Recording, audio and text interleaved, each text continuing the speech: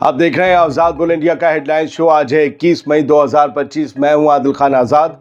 दुनिया के सबसे बड़े अखबारों और रिपोर्टर से चुनी गई कुछ बड़ी खबरों को आपके सामने रखेंगे, जिन्होंने आज सुर्खियां बटोरी, जो आज सुर्खियां बनी। इस शो में आज आप देखेंगे ईरान की न्यूक्लियर साइट्स पर हो सकता है इसराइल का हमला। CNN की रिपोर्ट ने मचाया ग्लोबल हंगामा। ईरान ने ईस्टर्न बॉर्डर पर बनाना शुरू की ऊंची दीवार। आर्मी और IRGC एक्टिव। गजा में एक दिन के अंदर 26 फलस्तीनी भूख और इलाज की कमी से शहीद, 9 बच्चे भी शामिल। MSF ने कहा गजा में इसराइल की एड पॉलिसी है एक धोखा, मदद के ट्रक्स हैं सिर्फ दिखावा। अमेरिका ने दी बड़ी वार्निंग, सीरिया में फिर से छिड़ सकती है सिविल वॉर, मुल्क के टूटने के आसार। और पाकिस्तान चाइना का नया मूव, कई सेक्टर्स में रिलेशन करेंगे मजबूत। चलिए शो की शुरुआत करते हैं पहली बड़ी खबर से। ईरान पर एक बड़ा हमला हो सकता है।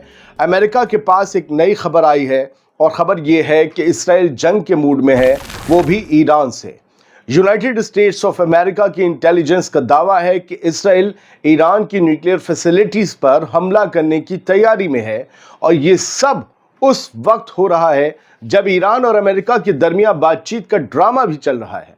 ड्रामा इसलिए कि अमेरिका अपनी शर्तों पर ईरान को गिराना और झुकाना चाहता है। 20 मई को आई CNN की रिपोर्ट के मुताबिक इस्राएली कम्युनिकेशन इंटरसेप्ट्स और मिलिट्री मूवमेंट्स का रिकॉर्ड कह रहा है कि इसराइल कोई बड़ा कदम उठाने ही वाला है। रिपोर्ट के मुताबिक एक सोर्स का कहना है कि ईरान के यूरेनियम के मामले में ट्रंप की हाफ कुक्ड डील ने इसराइल को और ज्यादा फ्रस्ट्रेट कर दिया है और अब उसका सब्र जवाब दे रहा है।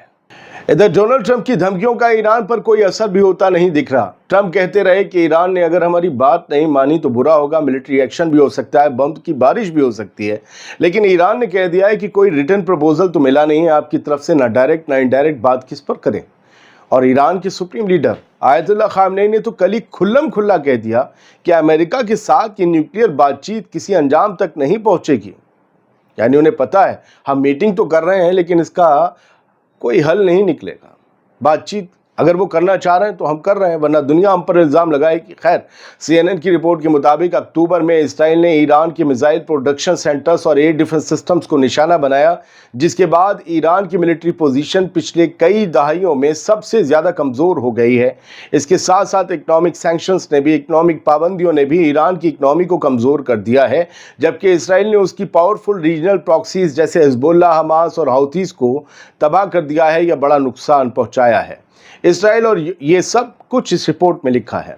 इसराइल और अमेरिकन ऑफिशियल्स कहते हैं कि इसराइल इस वक्त को इसराइल एक विंडो ऑफ अपॉर्चुनिटी के तौर पर देख रहा है कि ये मौका है सबसे बढ़िया मौका। ये सब कुछ CNN की इस रिपोर्ट में दर्ज है। तो सवाल बनते हैं। सवाल ये है कि अब होने क्या वाला है आखिरकार। इसराइल की फौज एयर ड्रिल्स कंप्लीट कर चुकी है, मिसाइल्स की मूवमेंट भी हो चुकी है, और दुनिया की सबसे खतरनाक न्यूक्लियर साइट पर हवा गर्म है। खतरनाक इसलिए क्योंकि वो न्यूक्लियर साइट ईरान की है। उस न्यूक्लियर साइट पर अमेरिका और इसराइल की नज़र है। वो न्यूक्लियर साइट ईरान का गुरूर है, ईरान की मेहनत है, ईरान का सब कुछ है, और उसी के ऊपर हवा गर्म है। अगर इसराइल ने पहला वॉरहेड छोड़ दिया ईरान पर, तो फिर ईरान भी सिर्फ देखेगा नहीं, जवाब जरूर देगा, माकूल देगा, और ऐसे में पूरा मिडिल ईस्ट सुलग उठेगा। और तब न वियना का टेबल चलेगा, न ट्रंप का ट्विटर। दरअसल ये है असली जियोपॉलिटिक्स। यही है जहां एक स्पार्क पूरे रीजन को आग लगा सकता है, एक शरारा। लेकिन सवाल यह है कि अगर इसराइल ने ईरान पर हमला कर भी दिया तो क्या वो ऐसा खुद की मर्जी से करेगा, या फिर वो अमेरिका की मिलिट्री एक्शन की धमकियों में अमल में लाएगा। यानी क्या अमेरिका खुद ईरान पर हमला नहीं करके इसराइल का इस्तेमाल करेगा। या फिर एक सवाल ये भी किया जा सकता है कि अमेरिकी चैनल की ये रिपोर्ट या अमेरिकन इंटेलिजेंस की ये रिपोर्ट जो चैनल में आई, जो वेबसाइट्स पर आई, क्या ये रिपोर्ट अमेरिका की तरफ से ईरान पर डील करने के लिए प्रेशर बनाने की एक तरकीब है। चलिए हम तेल देखेंगे और तेल की धार भी देखेंगे क्या होता है। बढ़ते आगे, ईरान की top military officer major general Mohammad Bagheri ने कहा है कि ईरान अपनी ईस्टर्न यानी कि पूर्वी सरहद पर एक दीवार बना रहा है ताकि सिक्योरिटी बेहतर बनाई जा सके। जनरल बाकिरी ने बताया कि आर्मी, आईआरजीसी और पुलिस की एक मिलिट्री यूनिट्स इस इलाके में मौजूद हैं, कई मिलिट्री यूनिट्स, और ये इलाका ईरान आर्म्ड फोर्सेस के लिए टॉप प्रायोरिटी बना हुआ है। इससे पहले इसी शनिचर को जनरल सादिक नूरी ने यह बताया था कि ईरान अफगानिस्तान बॉर्डर पर जो दीवार बन रही है उसका 81 किलोमीटर हिस्सा रज़ावी खुरासान प्रोविंस में मुकम्मल हो चुका है। और अब खबरें गजा की। गजा से पहली बड़ी खबर यह है कि गजा में भूख और इलाज की कमी ने एक दिन के अंदर ही 2 दर्जन से ज्यादा लोगों को अपना शिकार बना लिया है। रोटी और दवाई की कमी से हो रही मौतों की यह खबर हिला कर रख देने वाली है। जेनेवा में बेस यूरोमेड ह्यूमन राइट्स मॉनिटर ने आज 21 मई को एक रिपोर्ट जारी की ये वाली, जिसमें उन्होंने बताया कि सिर्फ 24 घंटों में, पिछले 24 घंटों में 26 फलस्तीनी शहीद हो गए, जिसमें 9 बच्चे भी शामिल हैं। सब भूख से या इलाज ना मिलने की वजह से मारे गए। आपको समझ आ रहा है कि क्यों ये एड जो 2.5 महीने से बंद थी एकदम खोली गई है अमेरिका के प्रेशर में? क्योंकि बहुत तबाहकुन खबरें आने वाली थी भूख से और लाइलाज होने से मरने की, बच्चों की खास तौर से, और वो हो रहा है। और ये सब हो रहा है एक ही वजह से, इसराइल की जानबूझकर थोपी गई ब्लॉकेड पॉलिसी के सबब। यूरोमेड की रिपोर्ट कहती है कि ये सब कुछ प्लान के तहत हो रहा है। बुजुर्ग, मरीज, बच्चे जानबूझ के निशाना बनाए जा रहे हैं ताकि आवाम को कमजोर किया जा सके। यूरोमेड ने कहा है कि गजा की हेल्थ मिनिस्ट्री के पास प्रॉपर मॉनिटरिंग सिस्टम नहीं है, इसीलिए कई मौतें नेचुरल कॉज कहकर छुपा दी जा रही हैं, जबकि असल वजह भूख और लाइलाज मर्ज है। दोस्तों, इंतकाम की इस जंग में हर शख्स, हर उम्र का इंसान भूख का शिकार है। गजा के हर कोने में कोहराम मचा है और दुनिया अब भी खामोश है। ये एक पूरी कौम को आहिस्ता आहिस्ता कत्ल करने की पॉलिसी है। आगे बढ़ूं, गजा की और ख़बर सुनाऊं, आपसे एक अर्ज़ कर दूं, अगर आवाज़ सही ना मिल रही हो तो जो रोज़ मुझे देखने वाले हैं, मेरी पोस्ट पढ़ने वाले हैं, वो सब जानते हैं कि बुखार और ज़ुकाम, इन सब की वजह से गला भी बुरी तरीके से अफेक्टेड है। तो माफ़ कीजिएगा आवाज़ साफ ना हो, मैं पूरा जोर लगा रहा हूँ, लेकिन फिर भी खैर। गजा में इसराइल की तरफ से इंसानी मदद की एंट्री का दिखावा किसी मदद का नहीं बल्कि एक धोखे का नाम है।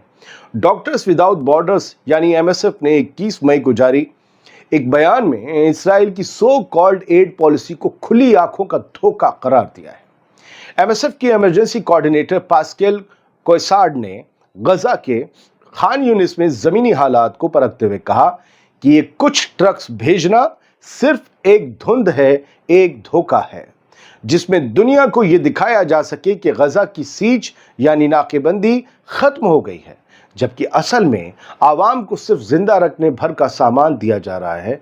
वो भूख से मर गए तो इसराइल और अमेरिका दोनों पर प्रेशर आएगा। इसराइल पर इसलिए कि उस पर ये जेनोसाइडल वॉर छिड़ने का या उसे जारी रखने का इल्ज़ाम है, और अमेरिका इसलिए मुश्किल में है क्योंकि वो इसराइल की इस वॉर के साथ खुलकर सपोर्ट कर रहा है। उनका कहना है कि इसराइल की तरफ से हर रोज़ एमएसएफ का हर रोज़ सिर्फ 100 ट्रक्स अलाउ करना एक मजाक है, एमएसएफ ने कहा है। इतनी तबाही के बाद ये सप्लाई किसी तरीके से काफ़ी नहीं है, नाकाफ़ी है।